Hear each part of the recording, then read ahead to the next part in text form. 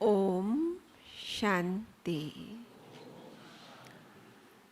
नीले गगन का सूर्य तो आज बादलों के बीच लुका छिपी खेल रहा है, लेकिन अध्यात्म जगत में चमकने वाले मास्टर ज्ञान सूर्य आदरणीय राजयोगी भ्राता सूर्य जी हम सबके बीच में हैं। एक हाथ हिलाकर भ्राता जी का स्वागत, सत्कार और अभिनंदन। आप मुजफ्फरनगर उत्तर प्रदेश की धरनी से निकले ईश्वर के अनमोल रतन हैं। 1964 में आपने यह ईश्वरीय ज्ञान प्राप्त किया और फिर 1968 में आप मधुबन आ गए और जीवन को ईश्वरीय सेवाओं अर्थ समर्पित किया। साकार बाबा के संग का अनुभव किया 1 वर्ष और उनके रहते ही भंडारे की सेवा संभालनी शुरू की, जो आज दिन तक कायम है। वर्तमान में तीनों ही परिसर में जो शिव भोलेनाथ का भंडारा है, आपके निर्देशन में न सिर्फ सुचारू रूप से चल रहा है, लेकिन वहाँ तैयार ब्रह्मा भोजन खाकर हम सभी ब्राह्मण तृप्त होकर खूब दुआएं देते हैं। और न सिर्फ ब्राह्मण लोग, लेकिन जो बाहर से विजिटर्स के भी प्रोग्राम होते रहते हैं, वे भी आकर खा कर के तृप्त होते हैं। तो न सिर्फ पेट का भोजन का आप प्रबंध करके देते हैं, लेकिन आत्मा के भोजन का भी आप प्रबंध करके देते हैं। समस्या से समाधान एक ऐसा ही कार्यक्रम था जिसको विश्व की करोड़ों आत्माओं ने सुना, देखा, समझा और अपनी समस्याओं का समाधान प्राप्त किया। आज हमारे बीच में एक बहुत सुंदर विषय पर प्रकाश डालने के लिए सच्चे दिल पर साहेब को राजी करते हैं, ऐसे कहते हैं। तो सच्चे दिल पर साहेब राजी हो, इसकी विधि क्या है, सुनते हैं भ्राता जी से। आदरणीय भ्राता जी। ओम शांति। आप तो सभी सच्चे दिल वाले हो, हैं? अब भगवान से कोई झूठा चले या कैसे भी चले, उसको तो सब पता होता है। परंतु क्यों कहता है सच्चा दिल रखो? उस पे साहब राजी हो जाता है। और जो विशेष बात है इसमें जानने योग्य,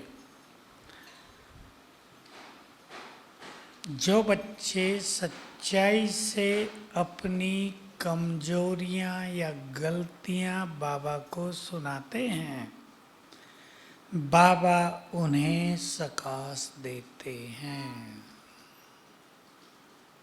ये फायदा है, पुरुषार्थ सरल हो जाएगा।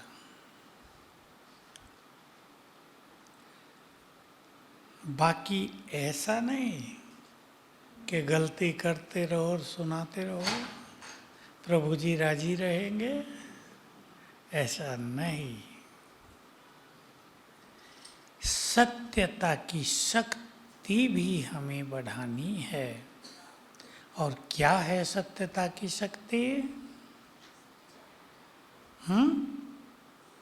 क्या है? आत्मा का जो सत्य स्वरूप है उसमें स्थित रहना, आत्मा के सत्य स्वरूप को जानना, परमात्मा के सत्य स्वरूप को जानना, उसमें स्थित रहना, उस पर स्थिर होना, इससे सत्यता की शक्ति बढ़ गई। प्योरिटी ही सच्चे अर्थों में सत्यता है।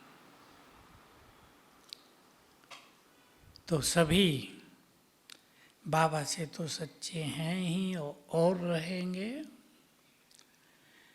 लेकिन बाबा राजी होता है हमारे पुरुषार्थ पर। हमने ये तो देखा, कुछ लोग सच सच बोलते हैं, मतलब कॉमन व्यवहार में भी सच बोलते हैं। एक छोटी सी हंसी घटना सुना देता हूँ, बहुत पहले की बात है। जब यज्ञ में पैसा कम था और हम सब में से किसी के पास कोई पैसा नहीं होता था, दादी ने हाथ उठवाया, किस किस के पास पैसे हैं? किसी के पास 100 रुपये, किसी के पास 200 रुपये, इतने ही होते थे। एक ने हाथ उठाया, बहन जी ने, मेरे पास हैं। क्यों रखती हो? क्या कहा होगा? दादी मुझे नोट देख के बड़ा मजा आता है। अब सब इतने हंसे कि वो टॉपिक वहीं पूरा हो गया।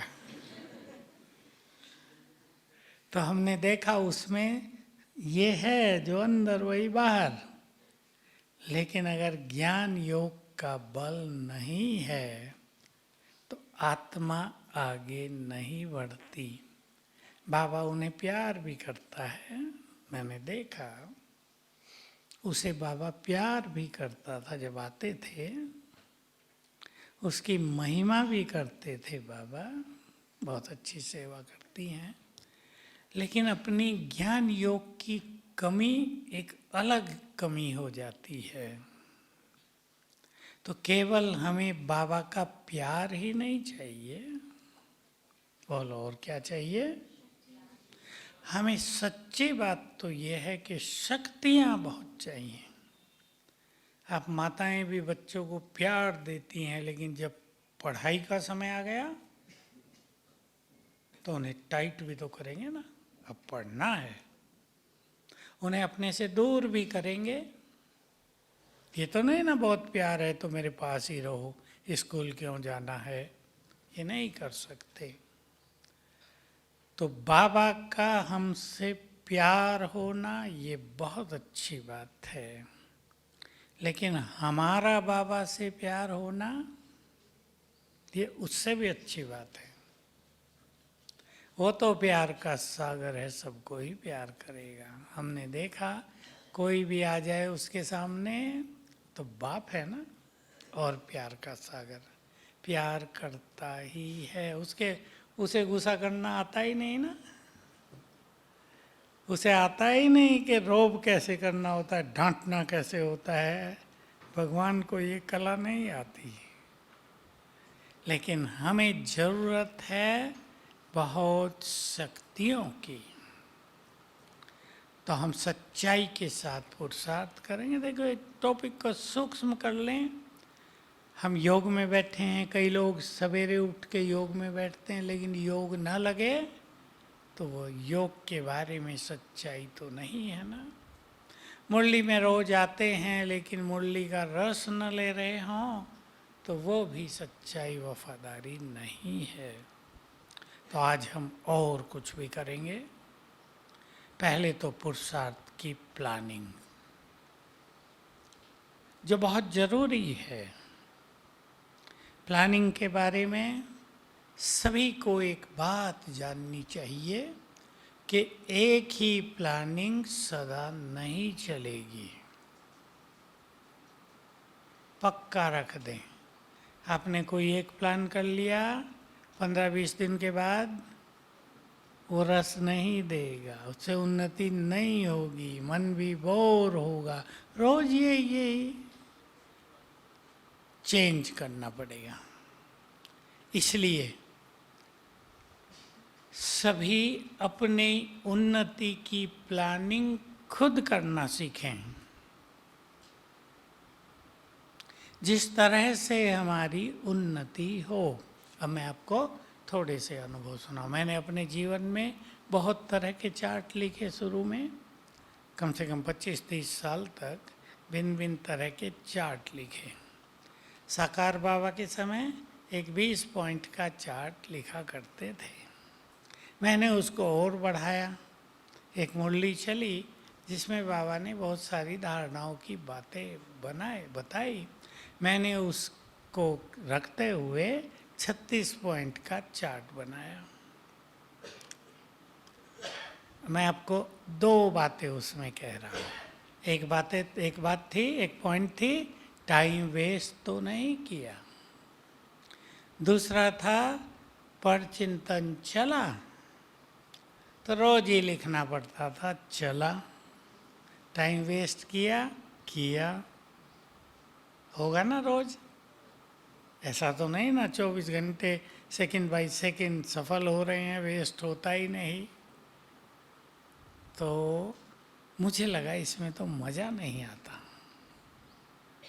तो फिर मैंने एक 7 पॉइंट का चार्ट पॉजिटिव बनाया, जिसमें वो बातें लिखी जो हमें करनी है। नहीं हुआ, ये नहीं हुआ, कोई गलती तो नहीं हुई, ये सब नहीं। जो मुझे करना है उसकी 7 बातें लिख ली। जैसे आज इस स्वमान का अभ्यास करेंगे, आज ये धारणा रहेगी, इस पे पूरा ध्यान देंगे, आज सेवा करते हुए ये अभ्यास करेंगे, ऐसे। तो उसमें ज़्यादा मज़ा आया, बहुत अच्छा रहा।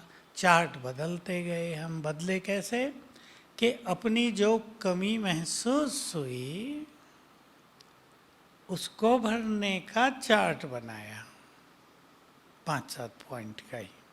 बहुत लंबा चार्ट। फिर मुझे लगा ये यथार्थ विधि नहीं है। कोई कमी महसूस हो रही है जीवन में, उसको भरना है तो उसके लिए एक पॉइंट। और अपनी कमियों का आभास किस मनुष्य को होता है?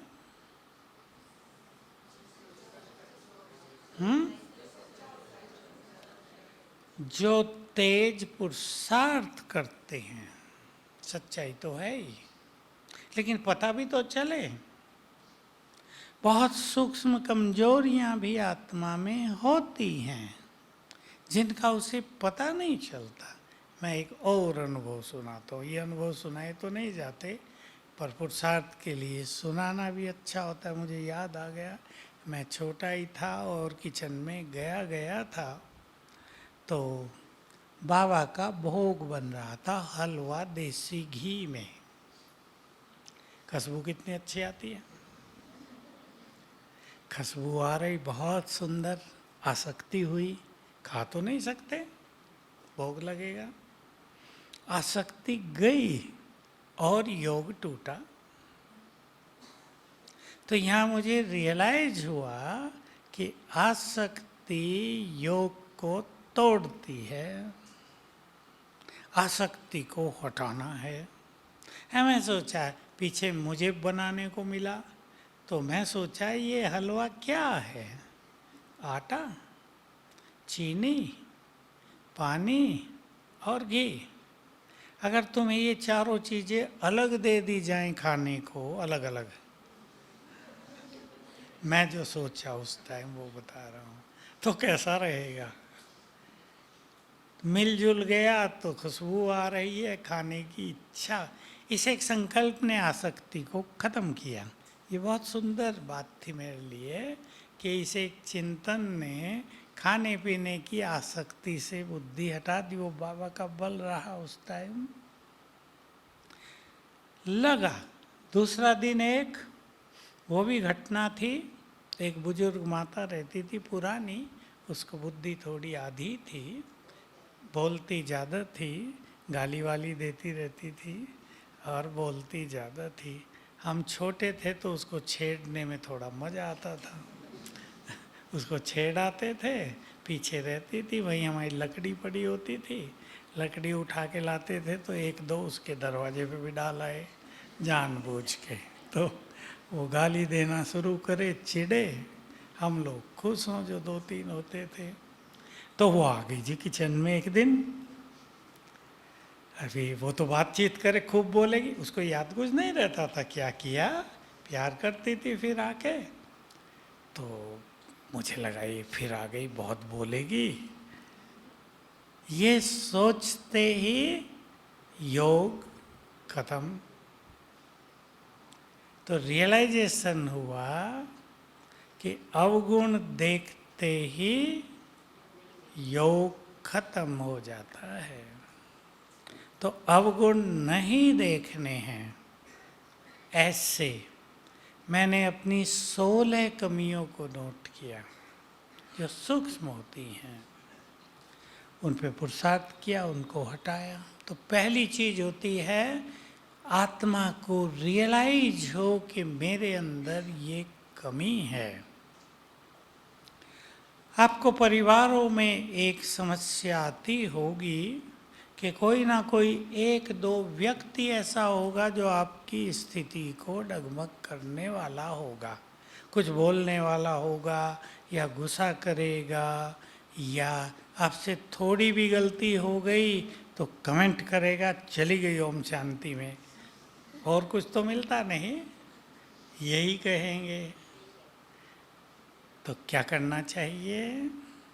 सुनना तो बहुत पड़ता है ना, और बाबा के बच्चे सुनने को तैयार रहते हैं।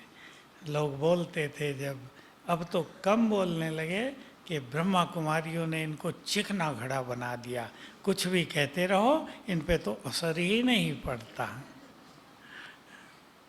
ये तो ताकत आ ही जाती है। लेकिन कोई बाहर वाला कह दे, अपना कह दे, और आगे चलो।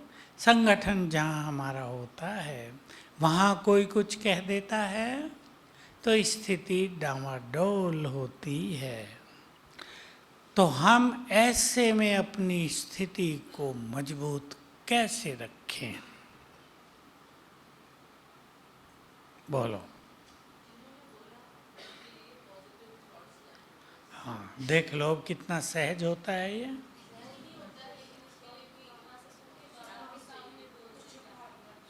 शुभ भावना रखें। एक तो सदैव ये याद रखना है कि हम सब जो अब इकट्ठे हुए हैं उनका कर्मों का खाता ज़्यादा घनिष्ठ का है, तभी तो घनिष्ठ हुए हैं ना। यहाँ एक परिवार में आए, आपके बच्चे बन गए, आपके लड़के की शादी हुई, बहू आई। वही क्यों आई? क्योंकि उससे कर्मों का हिसाब किताब है। कोई लेने आता है, कोई देने आता है। मैं तो माताओं की स्थिति पर विचार किया करता हूँ। मेरे पास आती है ना माताएं, बताती हैं लड़के की शादी की थी, बड़े शौक से इतना खर्च किया था, बहू ने आके लड़के को मेरे से अलग कर दिया, बात भी नहीं करने देती। मैं तरस जाती हूँ, लड़के का फोन आ जाए करने ही नहीं देती। तो मैं सोचता हूँ ये माँ, देखो आप सब माँ है ना, बच्चों को पाला पोसा, क्या क्या नहीं किया उनके लिए, प्यार लुटा दिया। जीवन ही बच्चे थे, प्यार से सब कुछ किया, पढ़ाया लिखाया, और शादी हुई तो बहू देखने भी नहीं देती। कई तो ऐसी जगह है देखने भी नहीं देती। तो मैं सोचा करता हूँ इनको अपने मन को स्ट्रॉन्ग करना कितना कठिन है, कितने संकल्प चलते हैं, मन टूट जाता है। ये डिप्रेशन की स्थिति आती है, एक आधा डिप्रेशन ये होता है। कैसे इसको स्वीकार करें? क्योंकि ये समस्याएं बढ़ रही हैं आजकल। लड़कियों को ये तो कहीं सिखाया नहीं जाता कि परिवार को जोड़ना, ये कम सिखाया जाता है, तो वो कुछ और ही करने लगती हैं। अच्छी भी लड़कियां आती हैं, मैंने देखा कई आती हैं ज्ञान वाली, सास और बहू जैसे गुड फ्रेंड, सारा दिन हंसते बहलते एक दूसरे को ऐसे खुश रखती हैं, बात मत पूछो। क्या ये देखो कितना अच्छा इनका जीवन है। तो वो अच्छा कर्मों का नाता है, एक दूसरे के लिए सुखदायी बन गए हैं। दूसरे की कमजोरियों को अपनी शक्ति बनाओ। नोट करो और इस पे काम करना। दूसरों की कमजोरियों को अपनी शक्ति बनाओ। कैसे?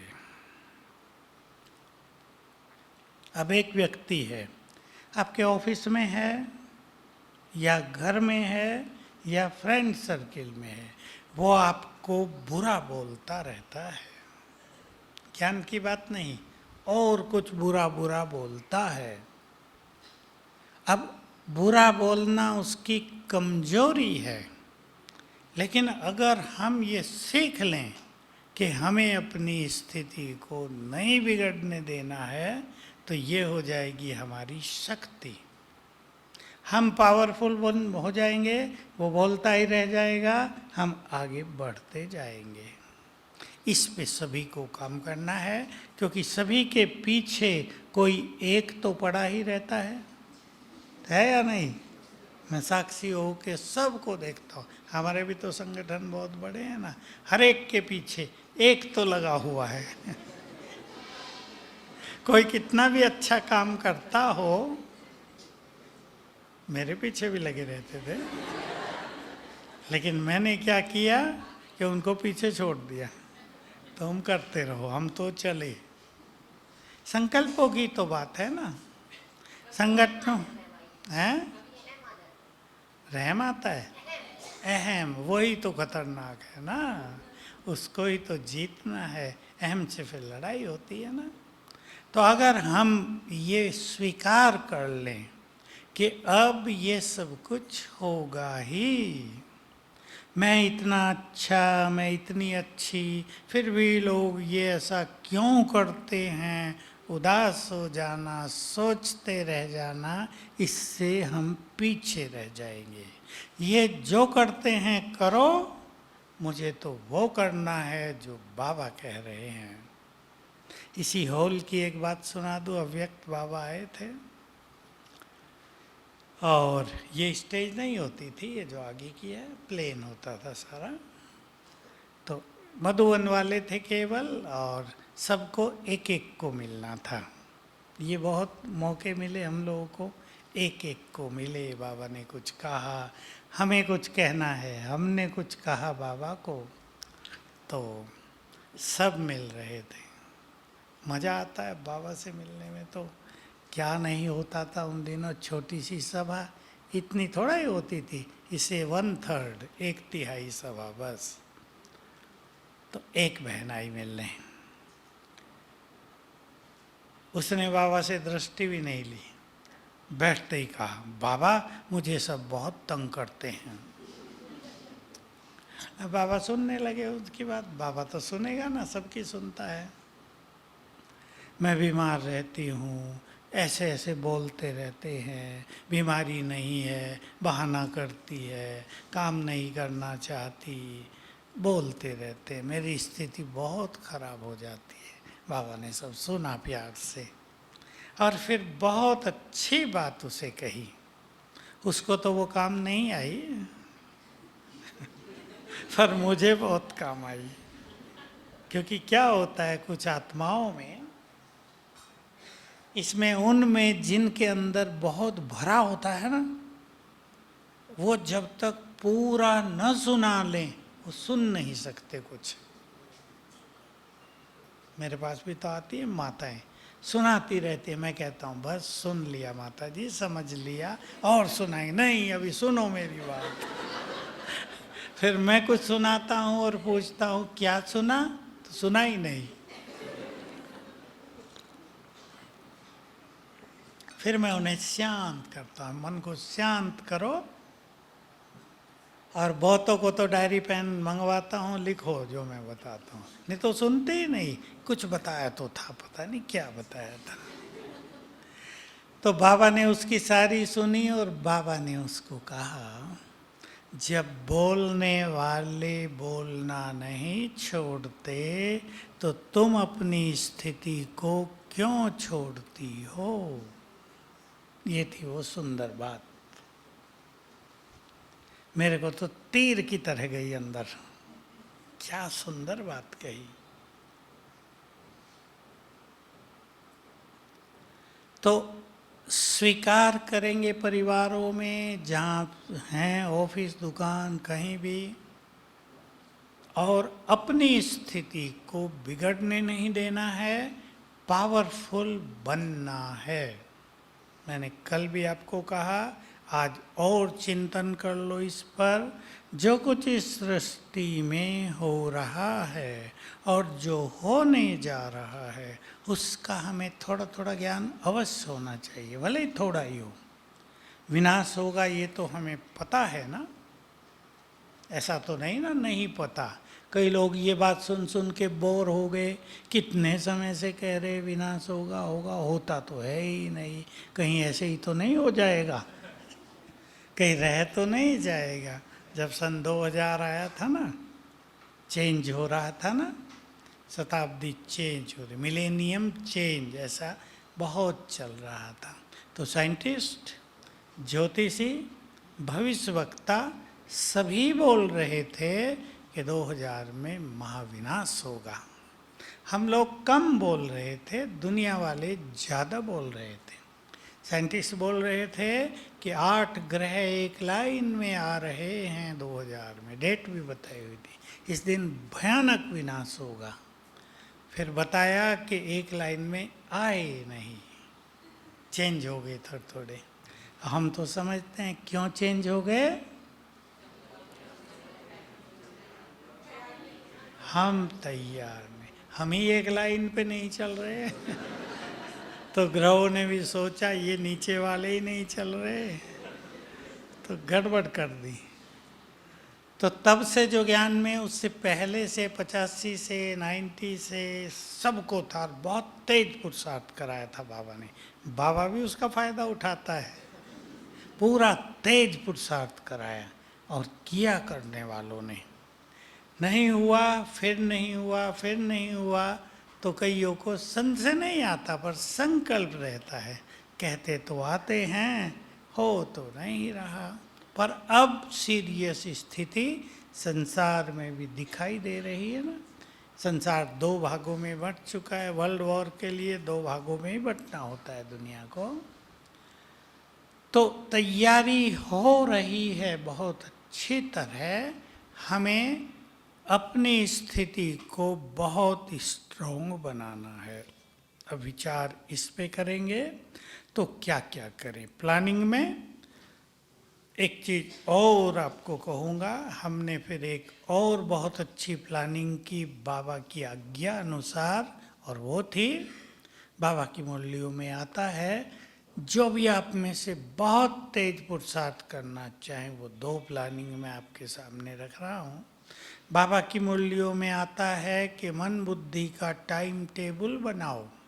जो बड़े आदमी होते हैं उनका टाइम टेबल फिक्स रहता है, तुम भी बड़े आदमी हो, टाइम टेबल बनाओ। तो हमने घंटे वाइज, आवरली, इस घंटे में यह अभ्यास करेंगे, इस घंटे में यह अभ्यास करेंगे, पूरे दिन का प्रोग्राम बनाया। वो बहुत सुंदर प्रोग्राम था। इसको ही आप इस तरह से कर सकते हैं, क्योंकि वो करना सहज नहीं होता, कि जितने तरह के कर्म आप सारे दिन में करते हैं उसकी एक लिस्ट बनाओ। 16 बनाना कम से कम, उससे भी कम बनानी हो तो 12, इससे कम नहीं। कैसे कर्म? कुछ कर्म अपने शरीर से जुड़े होते हैं और कुछ कर्म जो लौकिक कार्य हैं आपके, उससे जुड़े होते हैं। शारीरिक कर्म, सवेरे हम उठे, मुझे आदत है आंखों पे पानी डालने की, आप में से भी कईयों को होगी। मुंह धोते हैं, जीभ साफ करते हैं, कोई ब्रश करते हैं।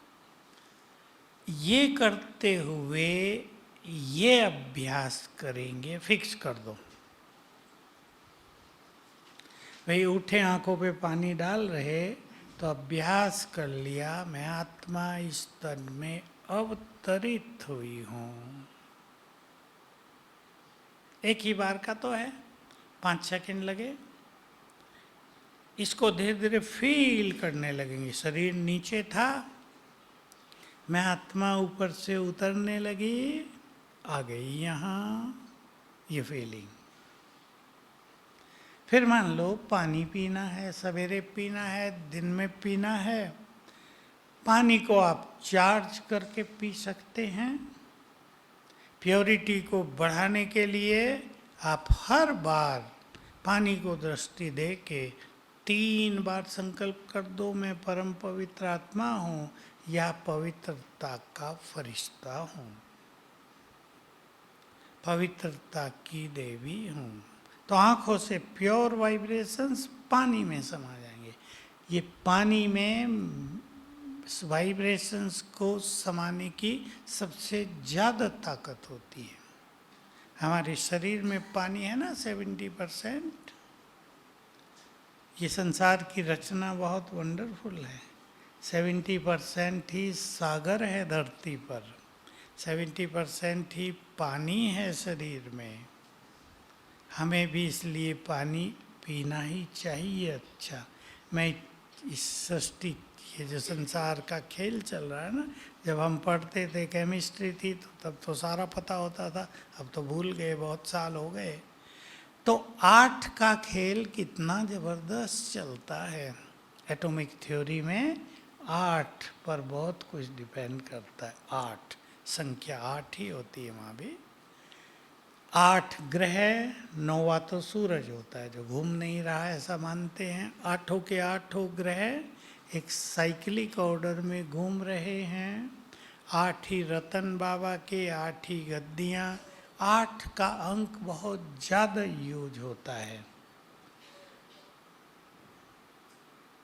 तो सवेरे उठने से शाम तक उसमें पानी पर बहुत अच्छे प्रयोग आप करेंगे। बीमारियों में देखो, एक बहन का कल फ़ोन आया, उसके लड़के का आया, उसको 2 साल पहले कैंसर था, डॉक्टरों ने कहा था 3 मास से ज़्यादा नहीं जिएगी। तो कुछ अभ्यास बताए थे उसको, उसने किए, 2 साल जी, वो अभी भी जी रही है। पर कहा कैंसर बहुत बढ़ गया फिर से। मैंने कहा तुमने एक गलती ज़रूर की होगी, पानी चार्ज करके नहीं पिया। कहा कभी कभी पीती थी। पानी चार्ज करके पीना अनेक बीमारियों की दवाई है। 2-3 बार तो रोज चार्ज करके पी ही लो। पानी को दृष्टि देके 7 बार संकल्प कर दो, मैं मास्टर सर्वशक्तिवान हूँ। पानी में सारी शक्तियाँ समा जाएंगी, पीते ही शरीर में जाएंगी। शरीर में जो पानी है उसको ठीक करेंगी, बहुत बीमारियाँ ठीक होंगी। अब स्लिम का तो मैंने किसी पे प्रयोग कराया नहीं है भाई अब तक। क्या करोगी स्लिम होके, अब तो मस्त रहो। और मोटी हो जाएंगी लेकिन मस्त रहने से ये समस्या हो सकती है। अरे जो है जैसे है मस्त रहना चाहिए। मैंने देखा कई बहनें ज़्यादा मोटी हो जाती हैं। बहुत मोटा होना तो अच्छा नहीं, पर आप तो कोई बहुत मोटी नहीं हो, तो सीढ़ियाँ फटाफट चढ़ जाती हैं। मन को चुस्त रखना, बाकी खान पान पे ध्यान देना। थोड़ा सा गर्म पानी पीना शुरू कर दो, हमेशा ही गर्म पानी। सर्दी ये गर्मी में भी 2-3 बार उठते ही या खाने से पहले थोड़ा आधा गिलास भी अच्छा गर्म पानी, खाने के बाद आधा गिलास गर्म पानी, इससे बहुत मदद मिलती है। तो कर्मों की लिस्ट बनाएंगे। अब भाइयों को सेविंग करनी है, 5 मिनट तो लगेगा। एक अभ्यास ले लो कोई भी, ये अभ्यास करेंगे। स्नान सबको करना है। बाबा ने उन दिनों एक मुरली भी चलाई थी, 79 की है वो, कि ऐसा अभ्यास करो, मैं आत्मा देवी हूँ, ये देह मेरा मंदिर है, इसकी धुलाई सफाई कर रहे हैं। बहुत अच्छी न्यारेपन की अनुभूति होगी। आज भी थी ना न्यारेपन पे, दही अभिमानी पे भी थी। सारे संसार से बुद्धि हटाकर था ना आज मुरली में, जीते जी मर जाओ, यह है देही अभिमानी। अब बड़ी स्थिति ना आखिरी, देह संसार के आकर्षण समाप्त हो जाए, समय लेता है ये अभ्यास। तो कर्मों की लिस्ट बनाना, कपड़े बदलना, देर तो लगती है ना। हम तब किचन में थे तो कई बार कपड़े बदलते थे, किचन में आए अलग रखते थे, बाबा के रूम में जाना, क्लास में जाना, उसके अलग 4-5 बार बदलना ही पड़ता था। तो मैंने सोचा इसमें भी तो टाइम लगता है, तो जब कपड़े बदलेंगे ये अभ्यास करेंगे, खाना बनाते ये अभ्यास करेंगे, घर से बाहर जाना ये अभ्यास करेंगे। बाइक चलाते हैं बैठते ही ये अभ्यास करेंगे। दुकान है, दुकान खोलते ही पहले ये अभ्यास करेंगे। एक प्रोग्राम बनाओ अपना, कर्म योग हो जाए। इस कर्म में ये अभ्यास, इस कर्म में ये अभ्यास। मैं कुछ अभ्यास लिखा देता हूँ आपको, वो आप खुद सेट कर लेना कर्मों में। ठीक है ना? क्लियर है ना बात? एक मैंने बताया जो उन दिनों बाबा बहुत सिखाते थे, मैं आत्मा इस देह में अवतरित हूँ।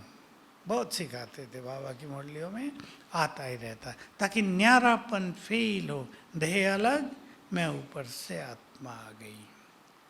कभी मैं आत्मा, मैं एक महान आत्मा हूँ। मैं 4-5 स्वमान लिखा देता हूँ जो कर्मों में अभ्यास करेंगे, और कुछ योग के अभ्यास। मैं एक महान आत्मा हूँ। मैं मास्टर ज्ञान सूर्य हूँ। मैं मास्टर सर्वशक्तिवान हूँ। स्वमान बहुत बड़ी चीज होता है, उस पे ध्यान देंगे सभी।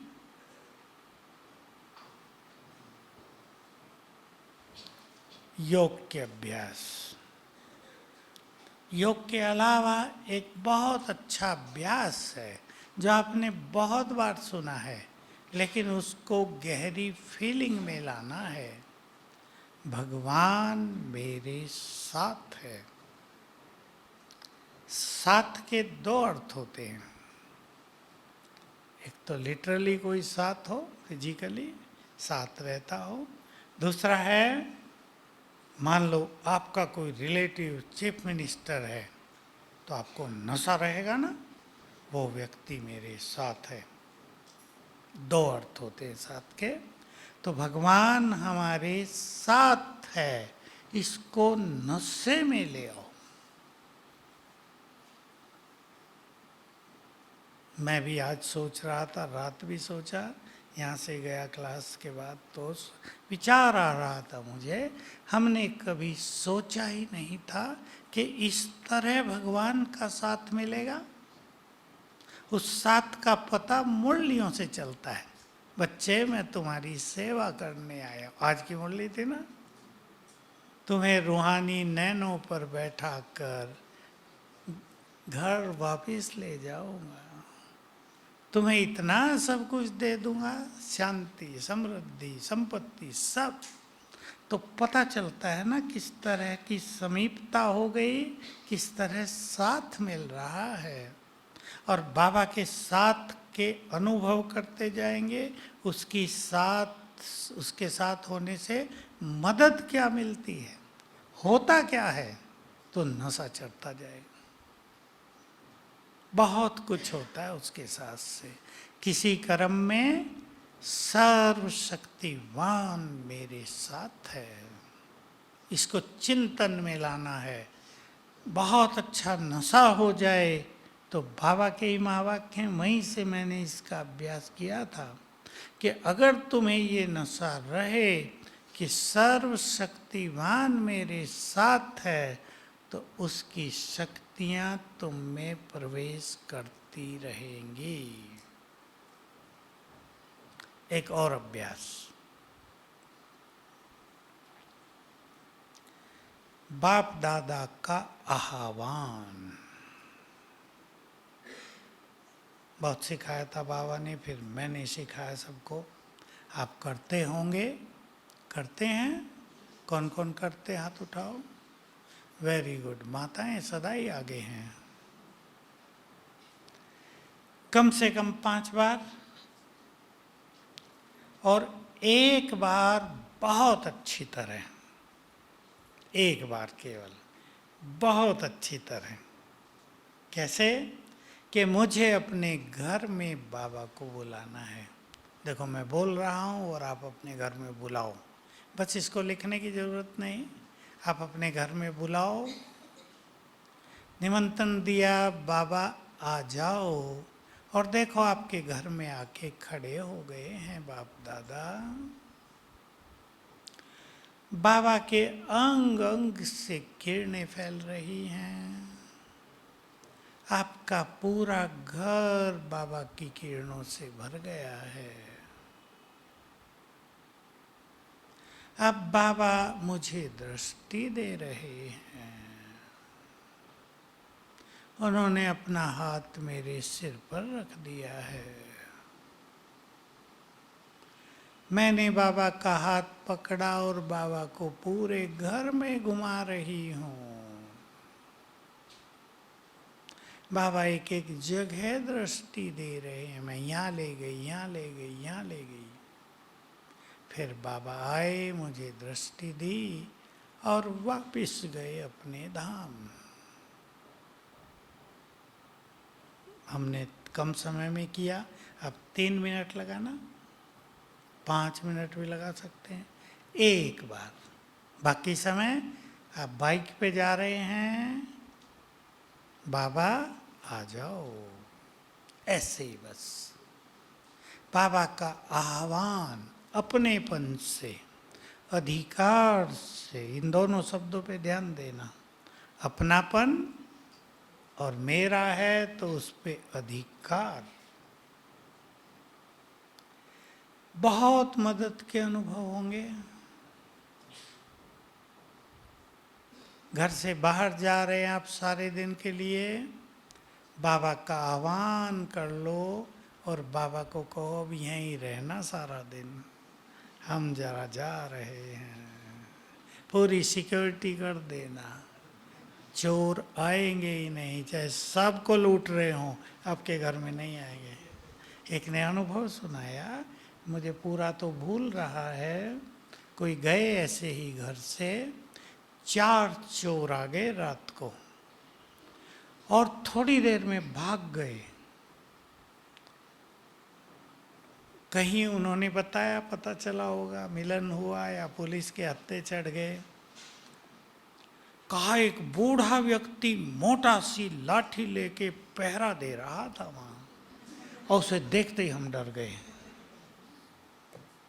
ये भी तो हो सकता है, बूढ़ा एक है, वो 4 हैं, पकड़ो बूढ़े को, लेकिन वो होगा ही नहीं, संकल्प ही नहीं आएगा। वो संकल्प ही बदल गए। बाबा का भिन्न भिन्न तरह से अपने जीवन में यूज करो। ये बाबा के ही महावाक्य थे, बहुत साल पहले की बात है। बच्चे 2 भुजा वालों के पास जाते हैं, 1000 भुजा वाले के पास क्यों नहीं आते। मुझे लगा भगवान कह रहा है मेरे पास आओ ना। अरे मैं हूं ना, तुम क्यों भटक रहे हो इधर उधर, आ जाओ, देखो मैं क्या करता हूं। तो मैंने बहुत यूज किया बाबा को।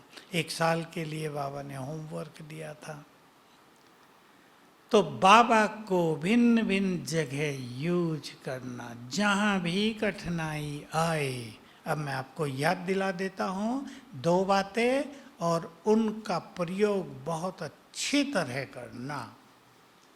एक, मन के सारे बोझ बाबा को दे दो। आपको जिम्मेदारी सता रही हो, कोई बच्चों की कोई बात परेशान कर रही हो, उनकी शादियों की कोई बात हो, काम धंधों की कोई बात भारी कर रही हो, बाबा के पास जाओ, चाहे सुख समतन में, चाहे बाबा के रूम में, चाहे अपने घर में ही। बाबा तुम्हारे हवाले, अब तुम संभालो इसे। प्लानिंग ही उसके हाथ में सौंप दो। मैंने कुछ समय ये अभ्यास किया था, हर चीज़ की प्लानिंग तुम करो। अब तो उससे अच्छी प्लानिंग तो कोई कर ही नहीं सकता। बीमारी भी हो गई, मुझे ठीक होना है, प्लानिंग आप करो। क्या होना, कहाँ जाना, किसको किससे ठीक करना, वो आपका काम। ये अनुभव बहुत अच्छे होंगे। और बाबा का महावाक्य लिख लो, जो मैं तो बहुत सुनाया है क्लासेज में, जो बाप सारे संसार का बोझ उठाने वाला है, क्या वो अपने बच्चों का बोझ नहीं उठाएगा। बहुत सुंदर बात है ये। उठाएगा या नहीं?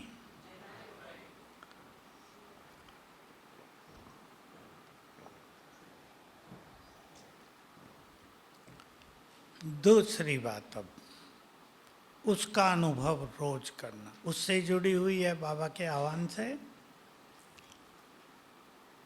चलो मैं बोलता हूं, अब आप अपनी बुद्धि को तेज दौड़ाओ और याद करना, जब भी मुश्किलात आए, आगे आपको बोलना। भाई लोग नहीं बोल रहे। जब भी मुश्किलात आए दिल से कहना, मेरे बाबा मेरे साथी आ जाओ मदद करो, तो बाबा भी बंधा हुआ है मदद करने के लिए। अति सुंदर बात है। ऐसा मौका कभी नहीं मिलेगा जब भगवान इस तरह मदद करने को तैयार रहता हो। बस बुलाया करें अधिकार से। और बातें लिख लो। बाबा सिर के ऊपर छत्र छाया है, शिव बाबा। ज्ञान सूर्य सिर के ऊपर छत्र छाया है। कभी यह अभ्यास करना,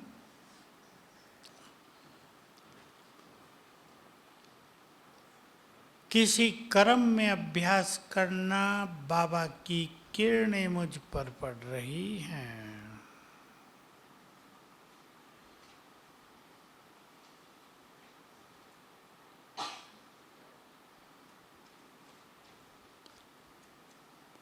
मैं आपको योग का एक बहुत मनोरंजक अभ्यास बता रहा हूं, बैठ के करना हो। मेरे ऊपर लेफ्ट में ब्रह्मा माँ, राइट में ज्ञान सूर्य शिव बाबा। बहुत ऊपर नहीं, इधर ही ऊपर, समझ गए ना? इधर ही माना 5-7 फुट पर, दोनों आ गए। ब्रह्मा माँ के मस्तक से शीतल किरणें आ रही हैं।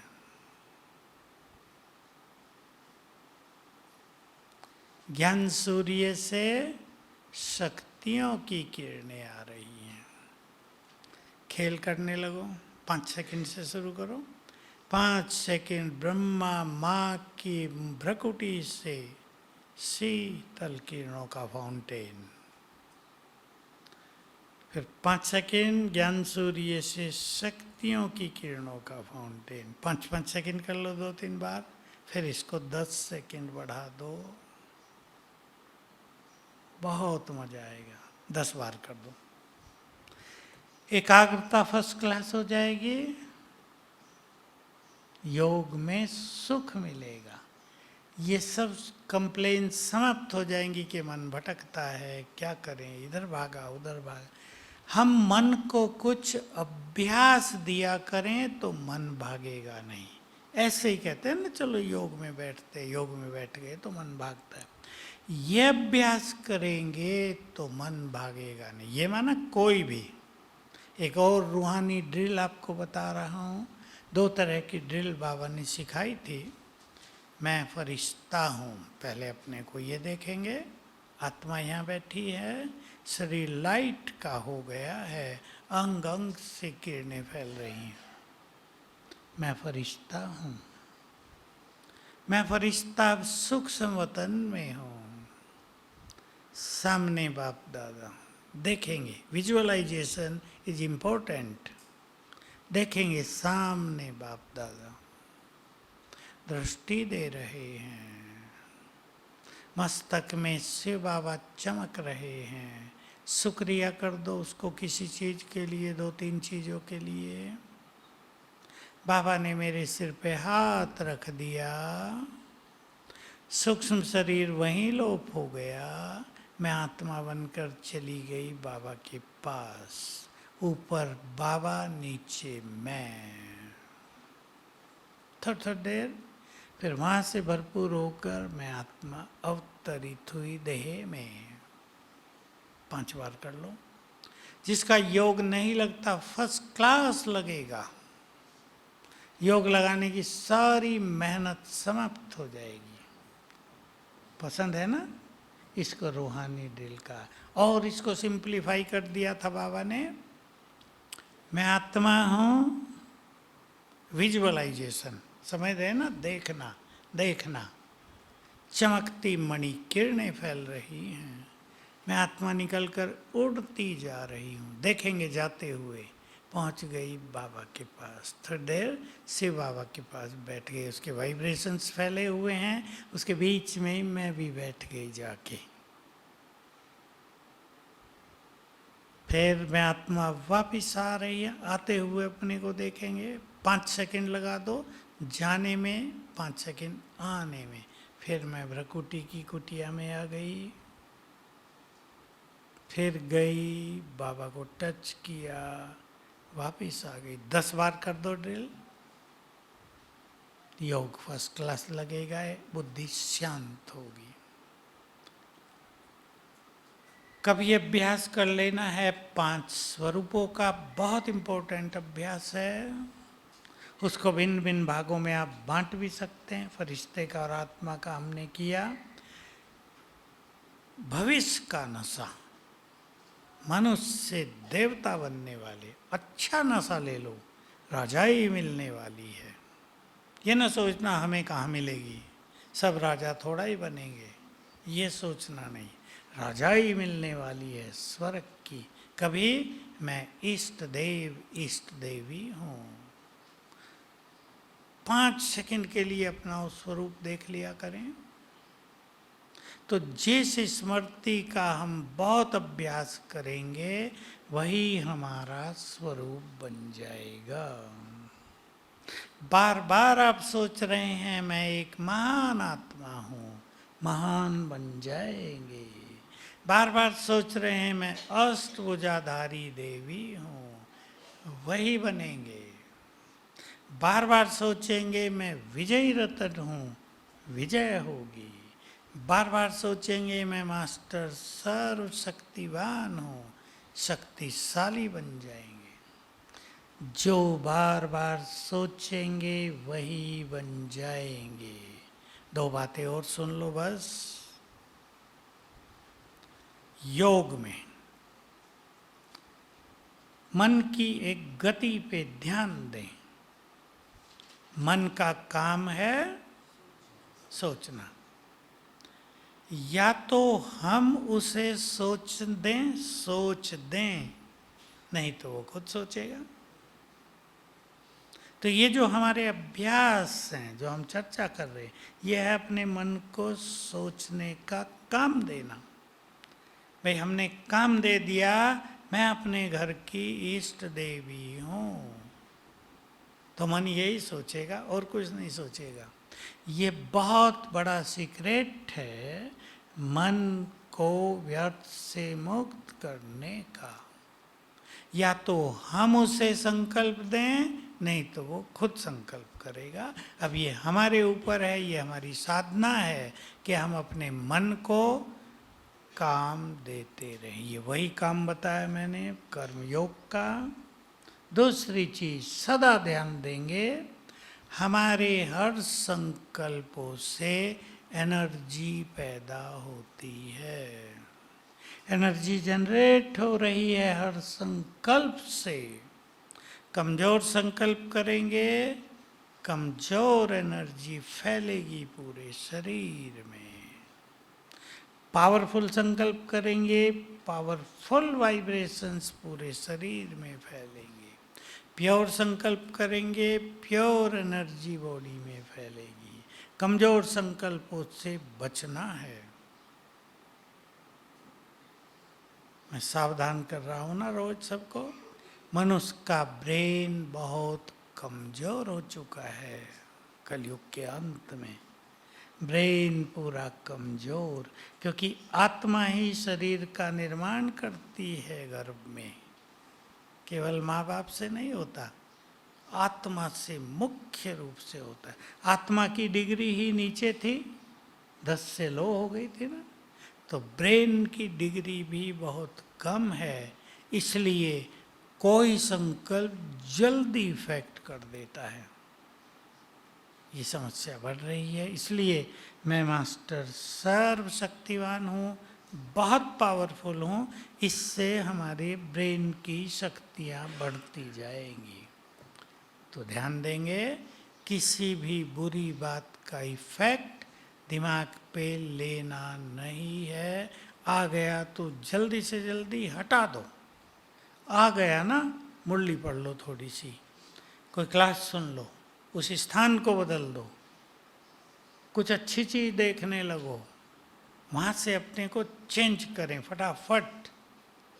तो किसी भी चीज का इफेक्ट लंबा समय चलेगा नहीं और हम तन से मन से स्वस्थ रहेंगे।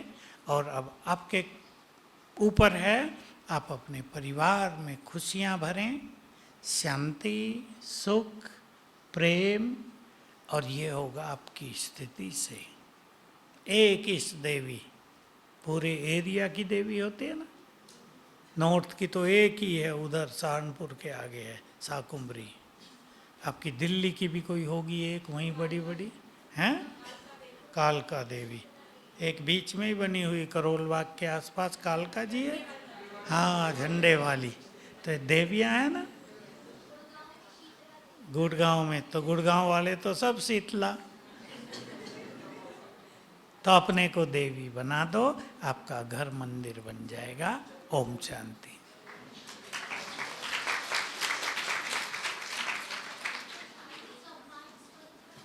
कंबाइंड का अर्थ ही होता है हम और बाबा। चाहे याद रखो बाबा मेरे साथ है, चाहे अभ्यास करो बाबा सिर के ऊपर छत्र छाया है, ये हो गया कंबाइंड, दोनों मिले हुए।